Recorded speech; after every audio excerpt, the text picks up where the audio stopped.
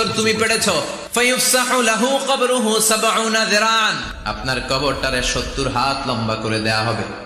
ওয়ায়ুফতাহু লাহু বাবুন ইলাল জান্নাহ, আপনার কবর থেকে জান্নাতের দিকে দরজা খুলে দেয়া হবে।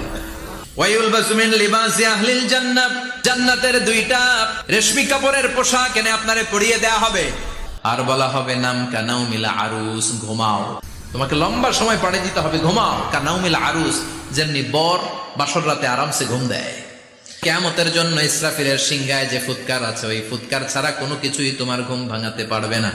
আল্লাহ, আমরাও যেন 4টা প্রশ্নের উত্তর দিয়ে লম্বা একটা ঘুম দিতে পারি, পড়ে না আমিন।